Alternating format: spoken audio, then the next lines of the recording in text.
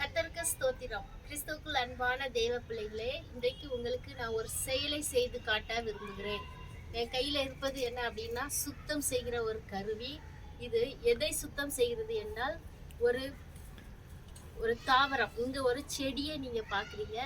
இந்த செடியை சுத்தம் செய்வதற்கு அப்படின்னு சொல்லி சில ஒரு காரியம் இருக்குது. சுத்தம் செய்வது அவசியமாகவும் இருக்கிறது. இப்ப சுத்தம் ஏன் செய்கிறோம் அப்படின்னு சொல்லிட்டு வேதத்தின் ஆதாரத்தோடு உங்களுக்கு நான் சில காரியத்தை சொல்றேன். ஒரு சில காரியத்தை சொல்றேன். இப்படி நாம பொதுவா சுத்தம் செய்து வேண்டாத களைகளை பிடுங்கி எறிந்து விடுவோம். இப்போ நல்ல செடி, நல்ல செடி மற்றும் வேத வசனமும் இதே காரியத்தை நமக்கு சொல்லுகிறது. யோவான் சுவிசேஷ புஸ்தகம் 15:2 கடைசி பகுதி என்ன சொல்லுதுன்னா, கனி கொடுக்கிற கொடி எதுவோ அது அதிக கனிகளை கொடுக்கும்படி பிதாவானவர் சுத்தம் பண்ணுகிறார். சுத்தம் பண்ணுகிற செயலை செய்பவர் பிதாவாகிய தேவன்.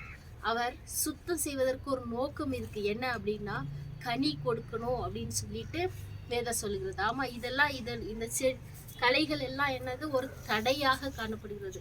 இந்த தடைகளை நீக்கும் போது, சுத்தம் செய்வதற்காக இந்த ஒரு கருவியை வச்சு இப்படி செய்யும் போது இந்த செடிக்கு சில நேரம் வலிக்கலாம். அதே போல ஆவிக்குரிய அர்த்தம், நம்முடைய வாழ்க்கையை கர்த்தர் சுத்தம் பண்ணுகிறார். வேதவசனம் அப்பதான் சொல்லுகிறது, அதிக கனி கொடுக்கும்படி நம்மை சுத்தம் பண்ணுகிறாராம்.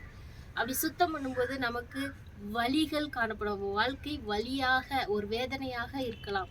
ஆனா நம்ம ஒண்ணு தெரிஞ்சுக்கொள்ளணும், இது நம்முடைய நலனுக்காக.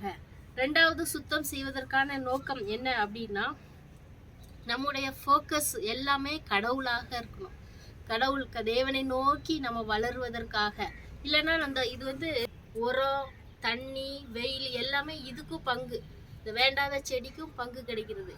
ஆனா முழு ஃபோக்கஸ் தேவன் இந்த செடிக்கு ஃபோக்கஸ் கொடுத்து இது வளரணும், களை அல்ல, செடி வளரணும் அப்படின்னு ஆண்டவர் விரும்பிதான் இந்த காரியத்தை செய்கிறார். தேவன் நம்மை சுத்தம் செய்கிறார். இதுல இருந்து இன்னொன்று விஷயத்த நம்ம தெரிஞ்சுக்கொள்ளணும். நம்ம வாழ்க்கையில தேவன் இடைப்பட்டு கொண்டே இருக்கிறார்.